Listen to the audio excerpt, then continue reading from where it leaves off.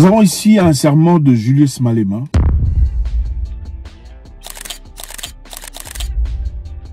Julius Malema, pour ceux qui ne connaissent pas, est un politicien aguerri sud-africain. Placez la carte d'Afrique du Sud parce que je comprends, on réalise que beaucoup d'Africains, même francophones, ne connaissent pas très bien l'Afrique. Sud-africain, Afrique du Sud, c'est une personne qui a commencé sa carrière politique à l'ANC, parti politique de Nelson Mandela. C'est là-bas qu'il a suivi des politiciens très forts, a été à côté de Maman Winnie Mandela pendant très longtemps. Et à un moment opportun, quand il sentait que ses valeurs ne s'accordent plus aux valeurs de l'ANC, il a décidé de quitter et commencer son propre parti politique, le IFF, qui évidemment est parmi les partis les plus proéminents du pays aujourd'hui. Alors il était là en interview, évidemment en conférence de presse, et a eu des questions venant de plusieurs journalistes venant d'Europe et ailleurs. Et on lui a posé des questions auxquelles il a répondu. On essaiera très rapidement de voir ces questions et essayer de commenter par rapport à tout ce qu'il a dit. D'abord, pour commencer, on va faire ça. On va tous faire ça. C'est fait. Merci. On y va. NATO is not a very peaceful organization. You can't talk peace and NATO in one sentence. L'OTAN n'est pas une organisation de paix. Ça commence fort. Hein? L'OTAN n'est pas une organisation de paix. Tu ne peux pas mentionner la paix et l'OTAN dans une même phrase. Incroyable. It's not true what you are saying. Because what peace did NATO take to Libya? Look at what you did to Libya. Wow. Regardez ce que vous avez fait à la Libye. Quel genre de paix l'OTAN a-t-il apporté à la Libye? To date. Because you are going after one man. Parce qu'ils suivaient quelqu'un, donc parce qu'ils étaient en train de cibler une seule personne. L'OTAN ciblait une seule personne. Et la cible était une seule personne. Mais regardez l'état du pays. Regardez ce qu'ils ont fait du pays. D'un pays qui a été construit pendant des années. Parce qu'ils ciblaient une seule personne. Inacceptable. You destroyed the whole country.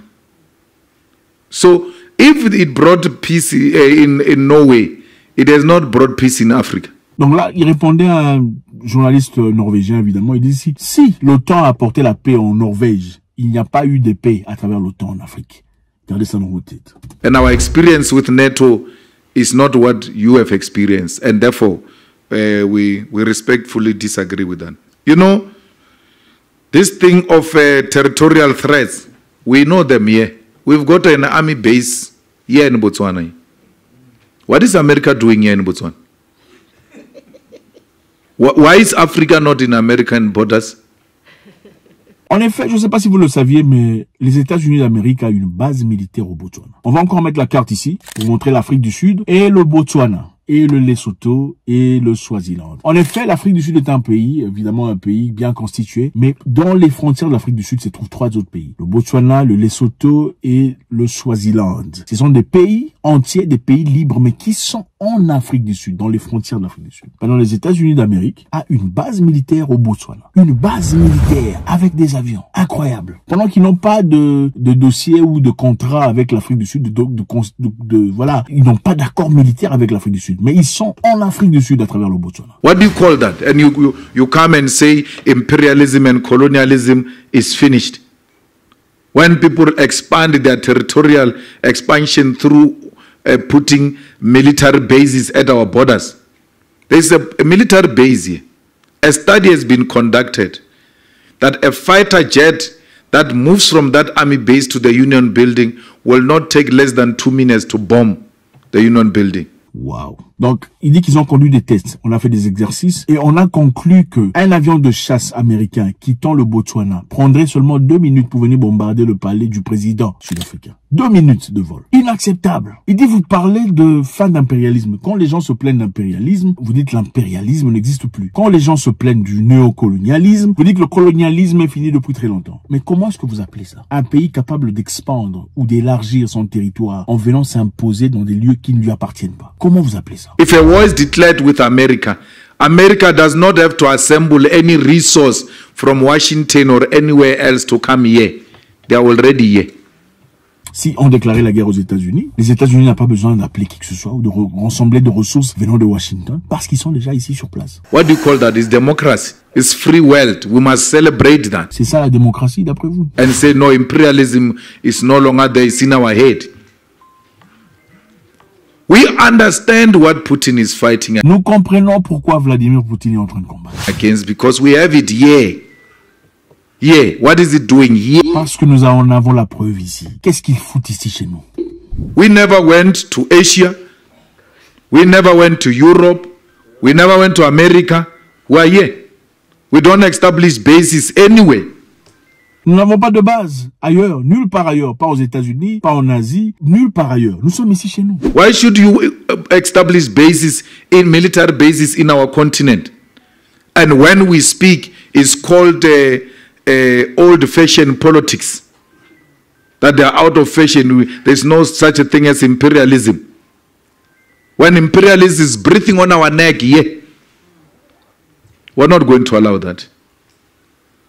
We are going to expose that American military base here all the time in the platforms we get and educate our people that this is exactly what Putin is fighting against. America will not allow that. Voilà. Les États-Unis n'autoriseraient jamais cela. Et d'après lui, c'est la raison pour laquelle Vladimir Poutine est en guerre. Il est en train de se battre pour sa liberté. Parce que les États-Unis n'autoriseraient jamais à ce qu'un pays vienne au Cuba ou peu importe placer ses fusils, ses avions et tout le reste. Pourquoi c'est autorisé pour les autres et pas pour eux? That Russia must go and establish a military base in Cuba with missiles facing the USA. Don't want to allow that. So we must not be allowed, we must not be asked to accept the things that you will not accept if they were to happen in your countries. And that's what we are talking about when we speak about NATO and peace not going together. Et c'est bien ça. C'est la raison pour laquelle nous disons que l'OTAN et la paix ne peuvent pas être formulés dans une même phrase. L'OTAN apparemment est censé être une organisation de paix et de défense. Mais en réalité, jusque-là, elle n'en a pas été. Les actions de l'OTAN, pour la plupart des cas, c'était des actions offensives. En Irak, par exemple, en Afghanistan, en Syrie, en Libye, en Serbie et partout ailleurs. Inacceptable. So, ladies and gentlemen, it doesn't mean enmity. We're not enemies. We engage robustly. Our policies can be challenged the same way we challenge your policy. Donc, je ne parle pas ici parce que nous sommes ennemis. Nous ne sommes pas ennemis, mais il faut que le respect règne. Dans chaque correspondance, chaque discussion, chaque échange, il doit y avoir un niveau de respect. Le respect est très important. Le respect est capital dans tout. Sans le respect, on n'a absolument rien. We are open for engagement. South Africa is open for investment in our own terms. We know what multinational companies have done to our economy, coming to milk our resources, leaving us dry. Les multinationales sont là pour quoi? Ils sont là pour voler. L'Afrique du Sud est prête à négocier, prête à s'engager dans le business avec qui le veut. Mais seulement selon nos propres plans. C'est nous qui décidons et établissons comment nous devons entreprendre avec qui que ce soit. Ce n'est pas à vous de venir dans nos terres pour nous imposer comment travailler avec nous. Les multinationales ne sont pas là pour les intérêts des Africains. Les multinationales sont là pour les intérêts de leurs origines. Point barre. The case in point is a place called Marikana. Les amis, je ne sais pas quoi dire, c'est clair, Julius Malema, c'est quelqu'un de très direct, très fort. De lui résonne très clairement une mentalité révolutionnaire pour les intérêts des Africains. C'est une personne que je respecte principalement parce que il y a eu un moment où il y avait des unanimités, il y avait d'intolérance entre Sud-Africains et beaucoup d'autres Africains venant de l'Afrique. Parce que d'après eux, certains parmi ces Africains qui venaient en Afrique du Sud, venaient en Afrique du Sud pour faire des business illicites. Ok,